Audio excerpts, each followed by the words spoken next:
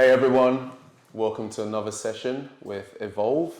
Now, as you know about our sessions, we like to get deep. We like to ask people about their journey, how they got into the life that they live now, sometimes about how they balance multiple things.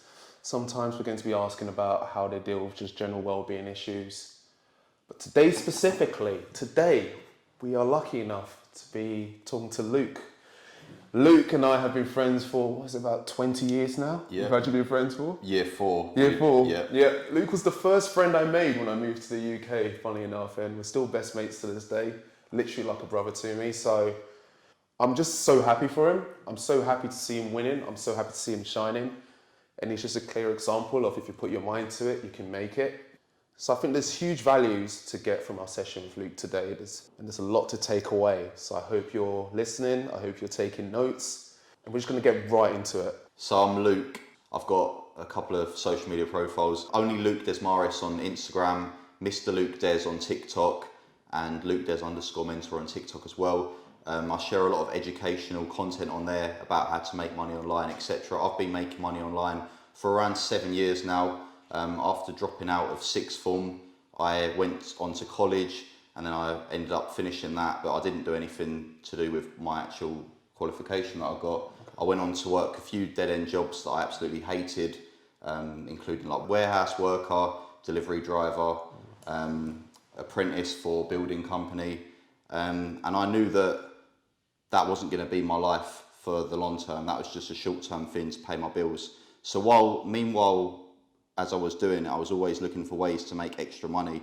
And I tried a few things. I tried like Amazon, I tried drop shipping, etc. I saw a lot of people doing well on social media, which gave me the confidence to actually start myself. And that's when I started getting into trading and investing. And that's what really took off for me. So that's where I made my money, trading and investing. And I also had a few other businesses as well, like online. But that's where the majority of it is coming from. Nice. So I think one of the main things I want to get into is that change of mindset and lifestyle. I think that's probably the biggest difference, I'd say, between you and, let's say, the average person. Well, most people aren't millionaires. So that's the biggest difference in terms of what was that trigger that made you get into this environment. But that is a question that can go into a lot of details. It's a question that's got a lot of answers, right? So I think the best way to do it is for the benefit of me, who wants to be a millionaire one day, and the benefit of our audience and people who are listening who want to achieve that lifestyle, is to maybe get a better idea of what happened at that sixth form stage. Yeah. That changed you, because for me, I went into uni after sixth form and I'm still trying to make it, right? But you didn't take the traditional success criteria to get to where you are, but you're doing very well. So what happened in sixth form to change things? Well, I was doing business studies in sixth form, and I was doing it as like it was kind of where I didn't really know what to do at that point in my life. I was like, I don't really know what I'm going to be doing like long term. Okay. And we had to do something. So after school, we had options. We could either go college, we could go university, we could go sixth form. And sixth form's the option that I went for. And I've done business studies. I learned literally nothing. Like, I was just getting so bored of going to these lessons, and a teacher who didn't have a clue about business, she was like giving us textbook stuff and like generic stuff to like just silly tasks to do. She wasn't really teaching us anything about business. And I realised that obviously she didn't have a business herself, so she wasn't really in a position to be teaching it. She's just a teacher. And at that point, I'd say it was a few months after I ended up just dropping out of business studies, because I thought it was just a waste of my time. And I then went on to college, and at that point I was quite into fitness, so I was going gym a lot, like 5 days a week, and I thought maybe I'll just be a personal trainer. So I ended up doing sports science in college, and I stuck at that for 2 years. Again, it was a case of me not really knowing where I was going with my life, and it was kind of just a waste of time in the end, because again, I didn't end up doing anything relating to that in the long run. But it was one of them ones where you're looking for something to do. I didn't really want to get a job at that point. I was like, I still wanted to be in education. So I finished that. And a lot of people in my class went on to become teachers, like PE teachers, etc. And I just thought, there's no way I can be doing that for the rest of my life. So I just ended up leaving college and not doing anything to do with that. Went on to get some jobs which I knew was going to be, short term, and it was just to pay my car and bills, etc. I needed something, so I jumped job to job. Had to always be in work because I had bills to pay. So I ended up jumping from job to job because I ended up hating the jobs that I was doing. So I'd always want to change. So I went for a lot of jobs like delivery driving, even like warehouse worker, where I had to find anything quickly to get money. And ended up doing jobs like that really I hated a lot. And by that point I was like desperate because I literally got up every morning and I was hating going to work, absolutely hating it. It was like torture. Yeah. And I knew like something had to change, and that was when I just started looking for ways out, really, because I could barely pay my bills and my life was just shit. Like getting up early in the morning to go stack boxes in a warehouse, it was like depressing. So I was looking for anything really, and I started looking at ways to make money online.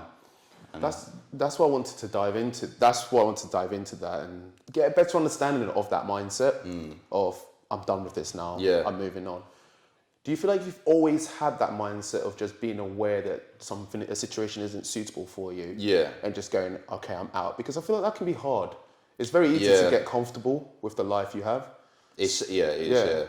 Have you always been like that where you've gone, I know this isn't for me, and stepped away? Yeah, definitely. Like I've always known, it's like I've always had a sense that I was going to do well, ever from a young age. Like I just knew that I was going to do well.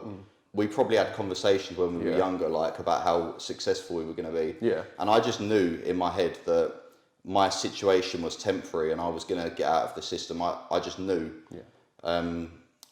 That's what you've got to believe. Like in my opinion, the law of attraction really does work. Okay. It really does. Like if you believe in something so powerfully that you know that is going to be your future and you're destined for that, you will achieve it. In my opinion, it works 100%. I've always known that I was going to do well. And the way you've got to look at it as well, I think a lot of people, they have like a shit job they hate and it gets them down. They get into a situation where they're depressed. Yes. The way I'd always looked at it was never like that. It was always a temporary thing. Right. And that's what kept me going through it. I always knew that me, on a minimum wage job was temporary, and that was what kept me going. And I always knew that it wouldn't be long before I broke out. And then it's all about just trying things. Don't be scared to step out your comfort zone. You've got to get comfortable with getting uncomfortable. You've got to try different things. I tried a few things before I found something that worked. It's totally normal. Failures is absolutely fine. Everyone successful has had failures. Yeah. There's people that are successful businessmen, like billionaires, that have failed 1,000 times and they've then got something that's made them successful. They've tried something and it's worked. So there was that time where you were struggling to make ends meet. You're paying bills, and that's really scary. To like your one source of revenue was the job you hated so much. Yeah. So you had to stop doing that one source, and you had to take yourself out of like a safety zone. Let's say you had to make yourself uncomfortable to get to where you were. What was the last thing that would last straw? Because I know that you've got this mindset of it's temporary. This too shall pass. Like I can get past this, and it's okay to fail. But failing for you sounds like it was not something you could afford to do. Yeah, it wasn't an option in my head. I never thought that. Although failures is fine, you're going to fail at some things.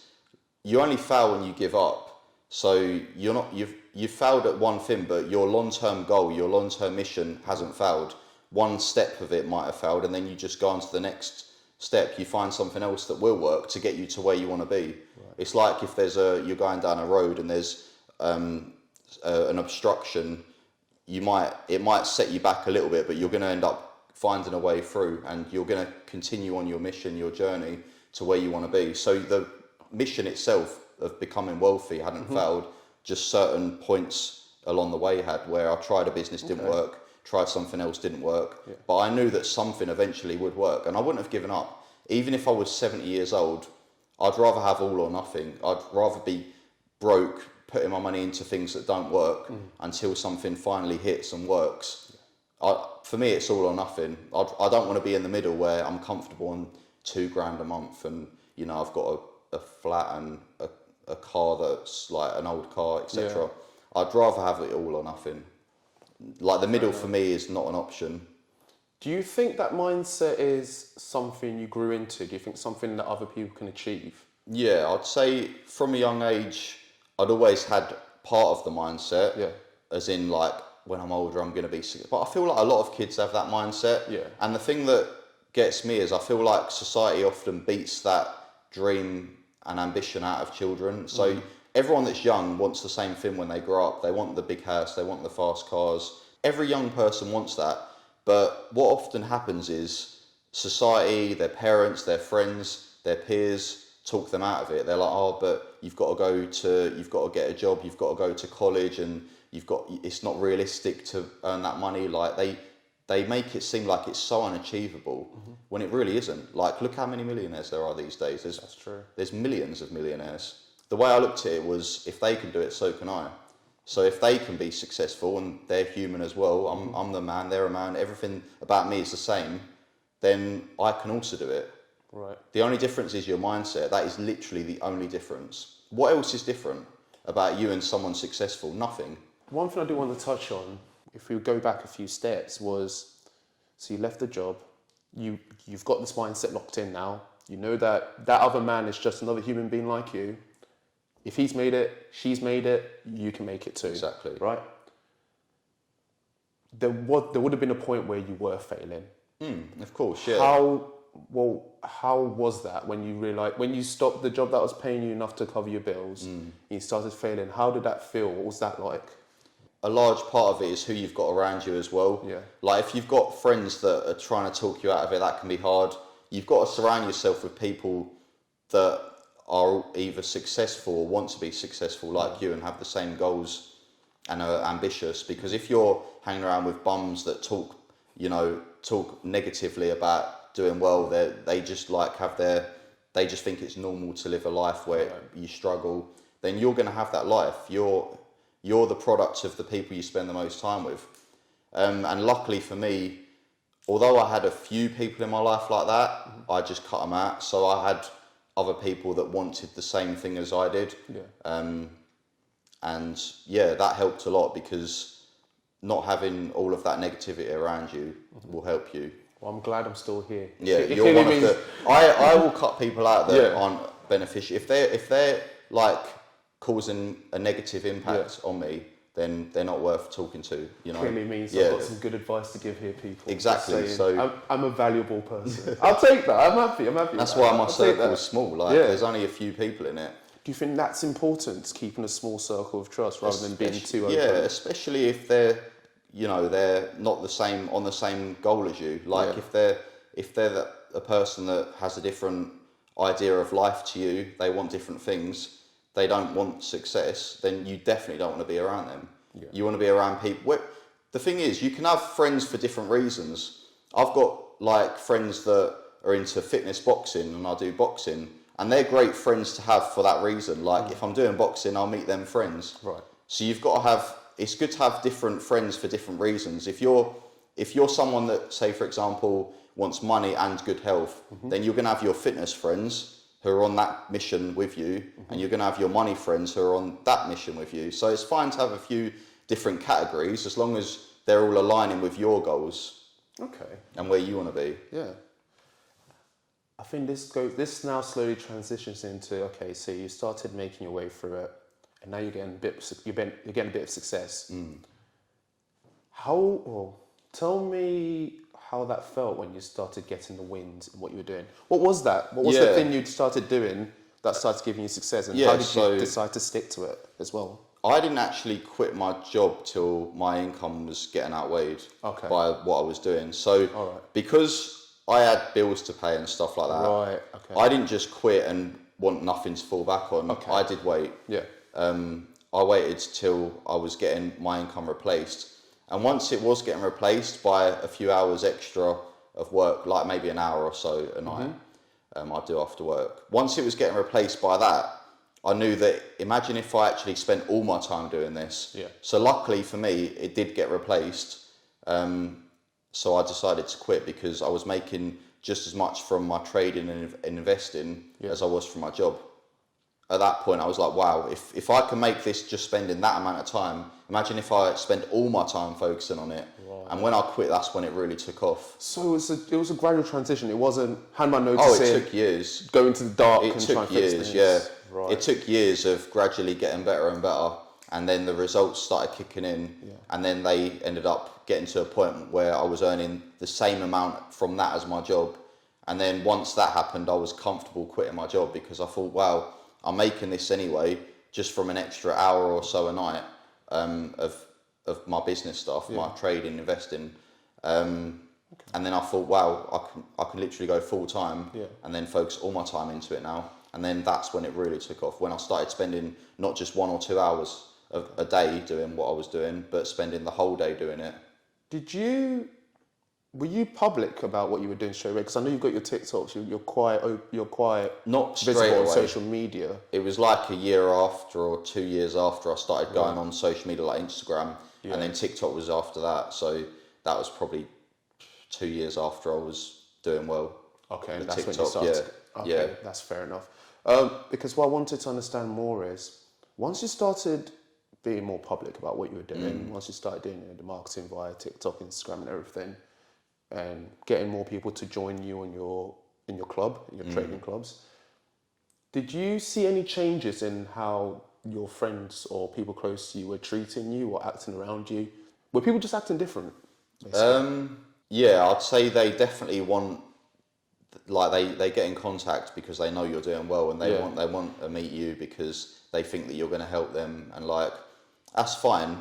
But the people that you don't want are the people that wasn't there when you were struggling. Yeah. They were the people that were negative when you were struggling. They're the people but for me, it's easy. I just cut them out. Yeah. Like, I've got all the time in the world for people that were there through failures and success the whole way through. But if there's people that were not there through the failures, then I don't want them when I'm successful either. So, like people try it, of course. They want money, they want help, they want to meet you because you're doing well. They're messaging you, but to be honest, if you're strong-minded, you just cut them sort of people out. You don't give them the time of day, and you only do give the time of day to people you want to that were there beforehand. And there's nothing wrong with making new friends either, but a lot of the friends that I have that are close now are people that didn't really know me and that I was doing well anyway. I just met them when I was out, met them at wherever I was, and we just crossed paths, got chatting, became good friends. And they didn't even know that I was who I was. Like, they didn't even know that I was doing well, wealthy, anything. So do you kind of when you're socializing, when you're out with people partying, do you naturally keep the two lifestyles apart from each other? Ideally, I don't like to tell people, like, I don't want them knowing too much straight away. Yeah. Like, if I meet someone and I think, like, if I'm making a new friend, for example, I won't give too much away to begin with. It'll be a while after, and then they might come around my house and they might start to see things like my lifestyle, my car, and my social medias and stuff like that. And then they might know that I'm actually quite successful. But I try and keep that side of things quiet for a while if I meet someone. I don't just chat and say, oh, I'm this, I'm that. I'll keep myself to myself, yeah. I feel like I've known this about you, obviously because I've known you for pretty much most of my life. But something that the audience wouldn't know is, have you always been like that with like the amount, whether you were wealthy or not, have you always been like that with your lifestyle and what your life is like at home? Have you always been close guarded with it? Were you open before, and then when you made money, you realised you had to change it up a bit? Yeah, I had that like sense that I had to change it up a bit, but I've always naturally been a bit like that anyway, to be honest. Like, I'm not really the most chatty person when I'm out, but that's not because I can't be. If I know you, I will be, but often it's because I just can't be bothered with a lot of people. Like, I only want to chat to people and socialise with people that I feel like I should, because, there's a reason for it. I won't just chat to anybody. Yeah. If I feel like, I really like this person, then I'll make an effort. But if I just meet a group of random people, I'm not that extrovert that makes loads of effort and is always laughing and chatting and making friends with, like, say you're at a party or a gathering, there's that one person that literally chats to everyone and tries to make friends with 50 people. That ain't me at all. Like, I'm quite quiet in social situations until I get to know someone, because I just can't be bothered to put my energy into something that's not benefiting me. And by benefiting, I don't mean like they've got to be rich or anything. It could be it could be anything. Like, oh, I really like that person, I get on well with them. That's a benefit to have that person in my life. But I won't just put myself out there to try and meet tons of people. I have to get to know someone before that side of me comes out, where I'm chatty and friendly and, you know, open like about things. With that in mind, are you comfortable with the lifestyle you have now then? Like, how are you coping with having X amount of money in your account but still going, okay, I need to relax? Or just in general, how are you coping with that change in lifestyle? Is it a bit too much sometimes, or are you fine with it? I think because it was like a gradual process. It's not like I won the lottery or anything. Like, that sort of thing is like a shock to someone's system, and that's why so many of them end up losing it all. But because I went through years and years of failures, and then I started doing a little bit well, and then it gradually progressed. I feel like I just got accustomed to it along the way. It wasn't like I was just chucked in the deep end. So my lifestyle didn't change like that overnight. Like, it sort of gradually got better and better. So it's like, it was like going up the stairs, like just stepping up and up and up and up until I get to where I am now, which by the way is nowhere near where I want to be either. So I've got I'm nowhere near there yet. So I think that brings around that age-old question of, does money make you happy? Not money itself, but I'd definitely say like the things that money provides you with will make you happy. So it obviously releases a lot of stress off someone's life, because I remember when I didn't have money, I was really stressed all the time. Like, being able to pay my bills and stuff, that would stress me out. And just not being able to live a fun lifestyle, like I'd always be working, and I'd see people like on Instagram and stuff like out on the weekends, and I wouldn't be able to do that because I wouldn't have the money, or I'd be working, whatever. And that would cause a lot of stress. So money definitely helps with that. It will change your life in that sense. You won't have no worries. There's a lot less to worry about. But there's other things to worry about when you've got money. So yeah, in overall, it does provide you with things that will make you happy, because without money, you can't do anything. You can't go out and have dinner with your friends. Like, you can't go on holiday. You can't spend time with your family. You can't go out and do activities with your friends. You can't do anything without money. So you need it. Like, it's essential. And I'd say it's, after your health, it's the next, and family, it's the next important thing, because you've got nothing without your health, and family is very important as well. And then after that, it's money. It's got to be, because it's so essential. You can't literally do anything without it. It does seem like, I mean, aside from the money, you have a life that a lot of people wish they had, right? You have a life that to a lot of people, that's end goal. Take yourself 8 years back. Was this your end goal originally, and then it kept growing further away? Or Yeah, I'd say it probably was where I am now, to be fair. And then it just evolves, because I don't feel like you'll ever, you know, when you see like billionaires and they're still working constantly, it's because like the process is what you love doing. You love the process of going on to the next step. Once you've completed it, you're bored. Like, you're not just going to retire because you've got 50 million. What are you going to do? They enjoy the process. That's their calling in life, to make companies and make money. That's what they enjoy doing. That's their motivation, the process of earning money. And it's natural to want to go on to the next step. When you achieve something, like say you had 10 million, you're not going to just retire. You'd want to go on to the next step and get 20. There's always bigger things to achieve. You might have 10 million in your account and have a really nice house, nice car, and then you see a yacht you want. So that's going to be your next goal. Like, there's always something to work towards. So it's never enough. Like Elon Musk, he has everything. He's got billions, but his goal's now going to space. There's always something in front of you to achieve. There's always something. So now my goal would be like the next step, which is like 100 million. That would be my goal that I want to achieve. 100 million. Yeah, and then once you get that, it'll probably be 1 billion. Like, it will just continue going. I'll be in that PJ. I'll be in that private jet for sure. I don't care. I'll be your baggage handler, wherever it is. We'll make it together, bro. This is something I've always wanted to ask you, and I've never done this before. Mainly because I feel like I know the answer, but I've never actually asked you, so I guess I never knew for sure. What does an average week now look like for you? With all these goals and everything in your head, what's it like when you wake up on a Monday morning to a Sunday evening? What's that like? If you high level, you don't have to go hour by hour what you do, but yeah. I've always got like in my head like things to do, like goals to achieve. So like next week I might want to earn X amount of money. I might have certain tasks that I need to finish, that I'm like projects that I'm launching, etc. So it's all about like achieving goals and completing tasks. So I'll have like my core goals that I want, like I want to earn this amount, etc. I want to do, like I might have some tasks that I need to complete. For example, let's say I was launching a podcast channel, that'd be a task, and there might be like 10 tasks, and I'd try and complete all of them.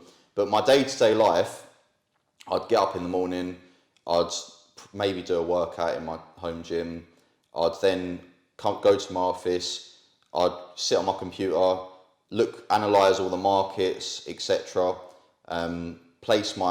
Place any trades that are ready, set up any trades that I think are going to be ready for the near future, set alerts, place any trades. Then I'd normally check in with like my membership group that I've got, where I help people also earn money like online as well. Make sure they're all okay, doing well.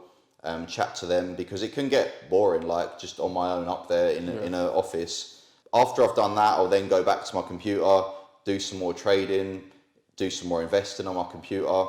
Then I'll end up probably getting some food, and then just going on my social media, maybe doing a few videos to help and educate people. Then maybe checking with the team again. I've got my goals that I want to achieve during the week. So I'll be trading, I'll be investing, I'll be putting my money here, be buying this, buying that. And I'm focused on the end goal, which is achieving my target for that week.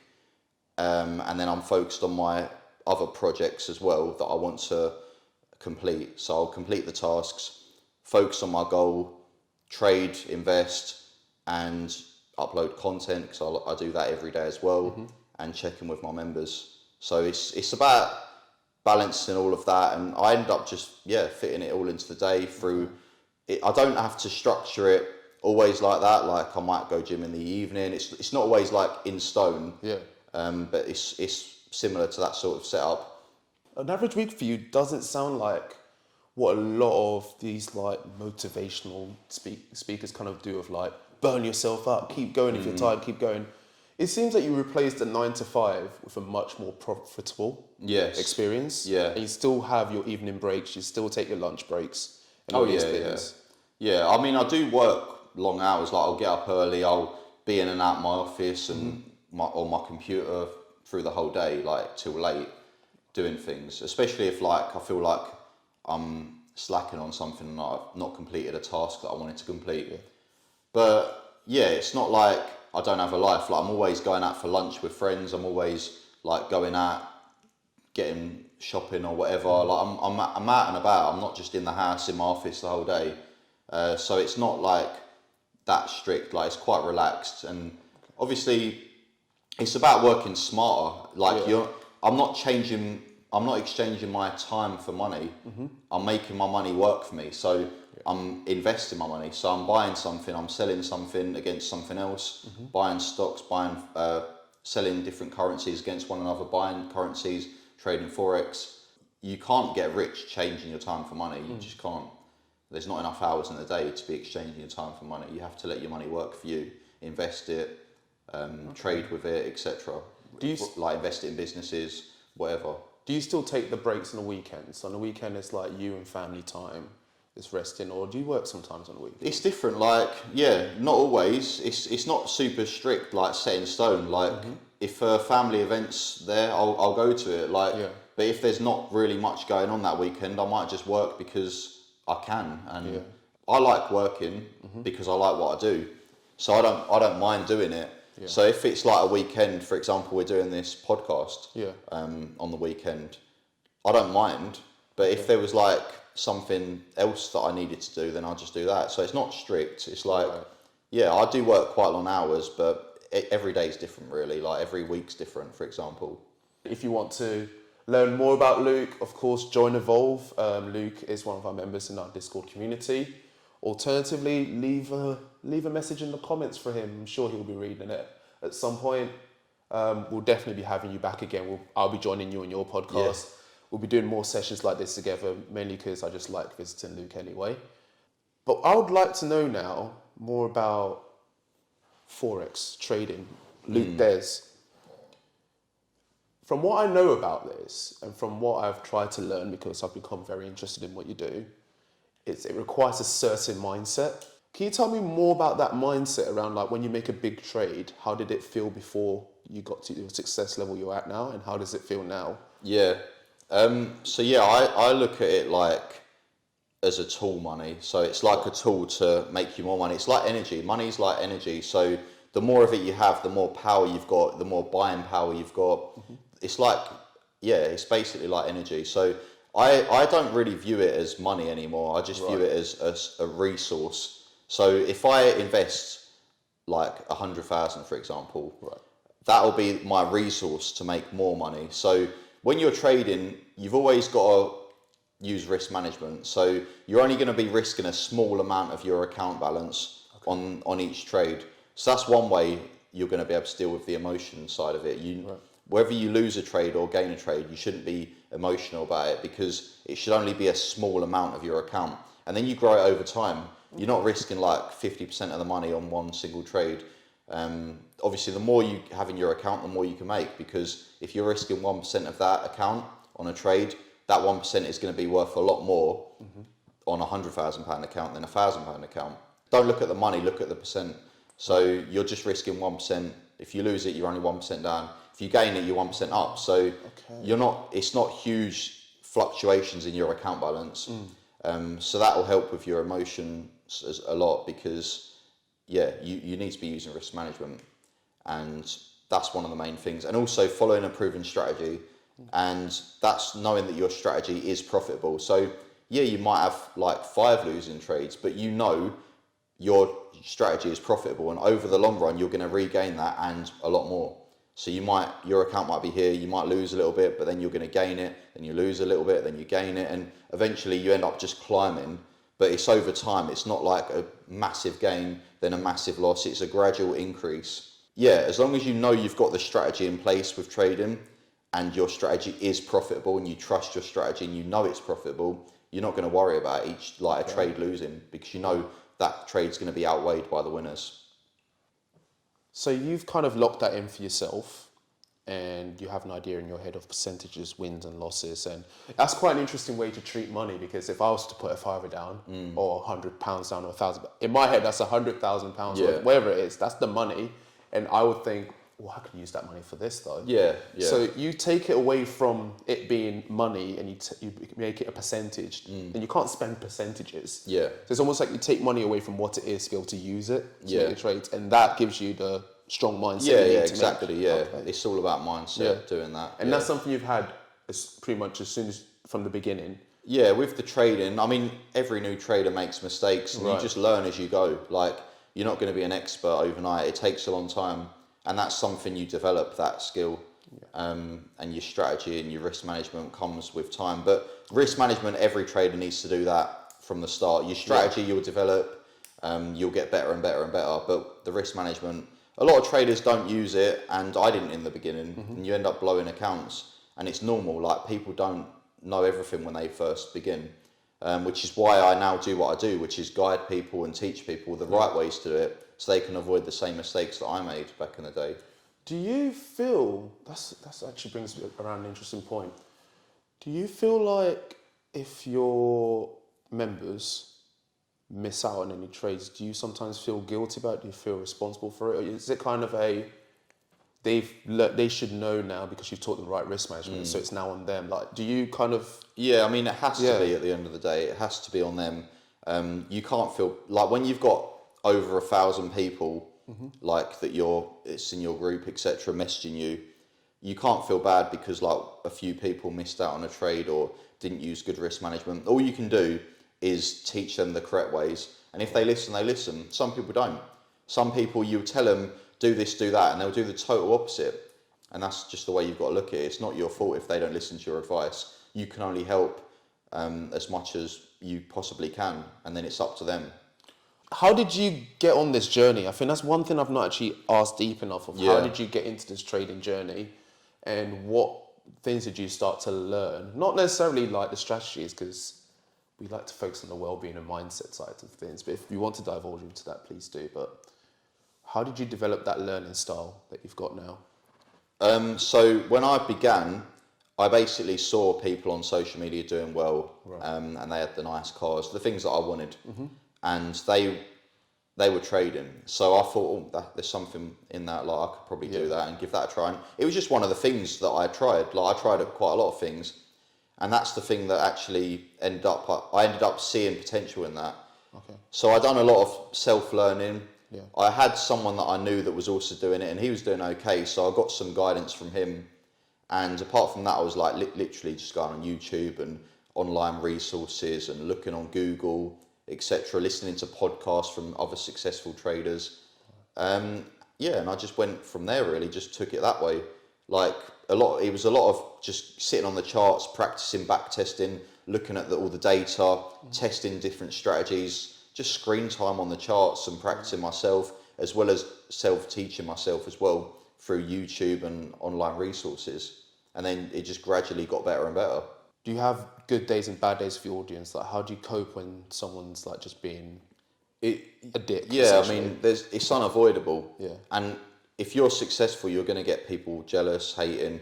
But what you've got to realise is they are hating because they're not happy with themselves. They've got no money. They're unhappy with their situation. They might be in an unhappy relationship, have a bad family life. There's always pain points to that individual, and the reason that they're being nasty to you online is because they're so unhappy and in such a bad situation. So you just got to look at it like that. Your situation is way better than theirs. Your life's way better than theirs, and they're hating because they're not happy with themselves. They're in a really bad situation. So there's nothing you can do about it. I mean, 90% of the accounts that give hate online are like anonymous, especially on TikTok. They're not even got a picture up. Like they don't want to show themselves. So they're very scared individuals. Like they're hiding themselves. There's probably a lot of things wrong with that person, and that's the way you've got to look at it. And there's nothing you can do about it. That you're going to get hate. Have you ever if you're successful? Have you ever had death threats, anything like that? Not many. I mean, online, a few, but it really doesn't bother me. Like, okay. not one bit. Not one person in person has said anything bad. Not one. Right. None. Zero. So you don't internalize it when you see it. You're like, here's what it is. Yeah, because it's online. Like it's keyboard warriors. It's people that are really, really unhappy. They've got a lot of pain in their life, and they use you to vent their anger because it makes them feel 2% better. Like they're upset about something, and them calling you a name online makes them feel that tiny bit better about themselves. Okay. So it's a coping mechanism for them, giving hate, and you've just got to realise that really, that these people they're not good people that are like happy with themselves. But when you see that kind of, it must feel good when you dive into your Telegram or WhatsApp group. So the way you talk to your members, it must feel good when you get into that and you see that they're being successful. Yeah. Like, what's that joy like when you feel like... That's one of the best feelings, like knowing that you're positively impacting people and changing their lives. Like you're seeing them send you results where they've made £1,000 that day, for example. That's brilliant. Like they're thriving, and that's what I love to see. I love to know that I'm causing such positive impact on people. So literally on my Instagram, I've got thousands of results and testimonials from members. And these are people that have tried the service, they've got involved and they've had my guidance. The people that hate online have never tried. They've never given it a go. They're just seeing someone that's successful. They don't like it. They don't like seeing you go on holiday each month and live in a big house and things like that. They don't like it. Do you feel like the joy that you get from your audience far outweighs the 100%. It doesn't bother me, all the online hate. So it makes because I know that I'm doing well. I know that I'm Yeah. successful. I know for a fact I am. So them calling me names doesn't bother me because I know I'm in a way better position than they are. I'm going to roll through a few questions because what I like to do, as some of our audience know, is I like to word their questions into the discussion so it's a lot more natural. But there are a few that are difficult to word into discussions because they kind of jump in and out of what we've been talking about. So I'm going to roll through the top 5 quickly. Are you ready? Yeah. Awesome. What's the most expensive thing that you've bought? It's watches and the car. Yeah, that's the most expensive. What made you buy them? Fact that it's something luxury, like it's a luxury thing to have. When you have so much money, do those little treats even matter anymore? No, like there's only so many things you can buy with money, and you end up just like once you've bought houses, watches, cars, and stuff. There's not really much else like to buy after that, apart from if you want yachts and things. So yeah, the novelty does wear off, yeah, for sure. But it's always a little exciting thing to buy. It's always nice, something to look forward to, like getting a new watch or something like that. Do you ever feel left out from your friends because they can't afford to do certain things with you? I offer to pay for quite a lot of things. Yeah, I mean, not all my friends are wealthy, so but often I say to people like, I'll pay. Like, don't worry, just come, I'll pay. Some people don't like being paid for. I hate being paid. Yeah, You do it a lot with me. Yeah, You do it a lot. And I hate it. In my head, like we went for a meal earlier, and you pay for it. And in my head, I was like, I've already calculated it. I'm just going to send it to you. Yeah, some people don't like it. Yeah. Do you feel like, but you enjoy giving? I know that's about you. Like, if you like people, you trust them, you enjoy doing it for them. And one thing I've learned about you is that you do it because you get value back out of that person. Do you measure that? Is there like a certain criteria that you work towards in terms of getting value back, or is it more like what you said earlier that within the certain activities you do with them doing it with you is the value? I like for me, value can be a lot of things. It could be just having a really good time. So if I've took some friends out for dinner, like the value back for me, paying for it, could just be, I've had a really good night tonight. I'm happy with that. Like, I don't mind. That's enough value for me to pay. I'll happily pay if I've had a good night. So value can come in different forms. Like, I could have my business relations with people. I can have other benefits from other people that I like back from my time and expenses and stuff like that. But yeah, value can be a lot of things. Like, if I go out with 10 friends and I've spent a lot of money on dinner, but I've had a really good night, that's good enough for me. I'm happy. Biggest money lesson you've learned so far? With me, like I've lost a lot of money before, and then I've got it back. So I think a big lesson is money comes and goes. Like, just use it, spend it. Don't worry if you lose a lot of money. I really have detached myself from emotions with money. Like, if I spend thousands and thousands of pounds and like lose the money, it doesn't bother me anymore because I know that I'm just going to make that back like quickly. Money comes and goes. Like, it doesn't really faze me anymore, and I'll happily try it. I'll splash tens of thousands on trying something, and if it don't work out, I'm happy. I'm like, oh, didn't work out, but I tried it. I'm happy with that. So I think a lesson is with regards to money is that money is everywhere. Money can be made back easily, and it comes and goes, and there's money absolutely everywhere. And if you spend a lot of money and something doesn't work out, don't worry about it. You're going to get money's literally everywhere. It's like it's circling the world. So you just have to be in the right position to take that money back. You can't make money. You take money because you can't physically make money. You have to take it from somewhere, whether it's an investment that's gone up a lot or you've provided a service or a product. You're taking that money from somewhere. So talk about that money, and the next question leads into it perfectly. What are your top tips for saving and making money? Well, making money, I'd say the best things to do are either the trading and investing or starting a business. Business is a brilliant way to make money, and you have to. No one that's successful has a job. Like, even if it's a highly paid job, like there's sort of limits to what you can make. You can't be working for someone. You can't be working for a company. So you need to be either providing something yourself. With money, it's about how much value you're giving. So the reason why like companies like Amazon do so well is because they're providing a service to millions, hundreds of millions of people. So it's about how much value you can provide. So provide a product or a service, as in a business, or trade, invest, stick your money somewhere where it's going to grow over time. They're the two best things to do. Someone asked this, and I'm actually interested in knowing about this as well because I heard it somewhere. So have you heard of like the 7-20-10 rule on saving? It's basically a rule on like saving a massive proportion and spend it. Do you follow any kind of structure like that in your life? I've tried things like that. I have, but at the moment, no. Like I did try things like that.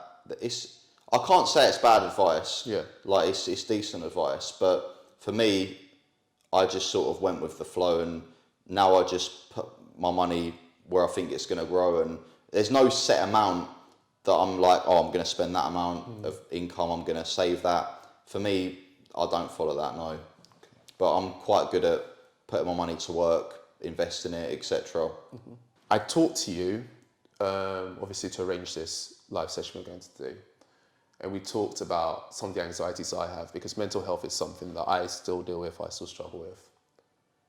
And I wanted to know, are there any like issues you struggle with? No, you don't have to open up if you're uncomfortable with that. Are there things that you kind of like notice about yourself that you try to work on? Like things money can't fix, but you as a person need to work towards. Are there anything like that? Definitely in the past. I'm happy with how I am now. Yeah.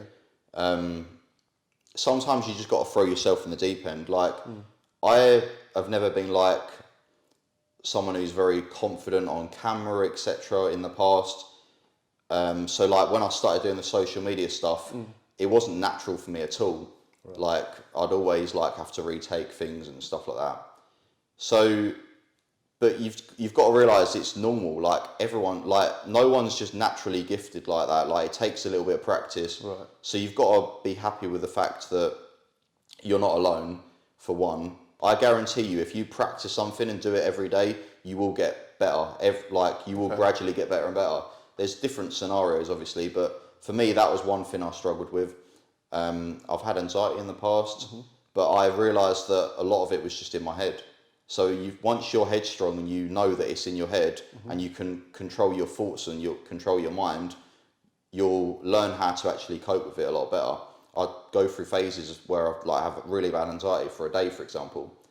But now I don't get it. My mindset's changed, totally changed.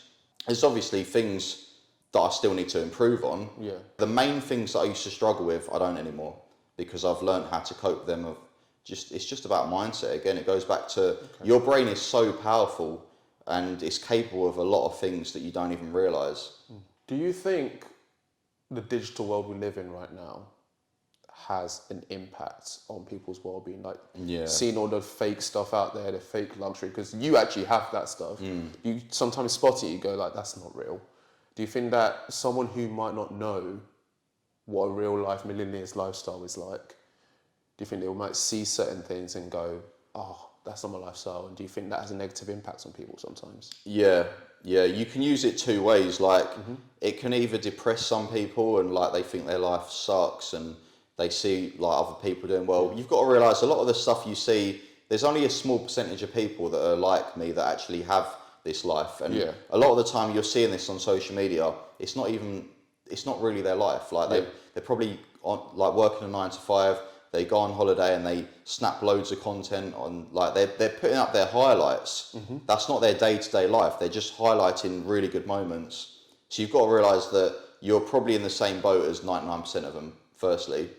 And secondly, just use it as motivation. Like if there are people that are doing well, genuinely, then use that as motivation, like I did.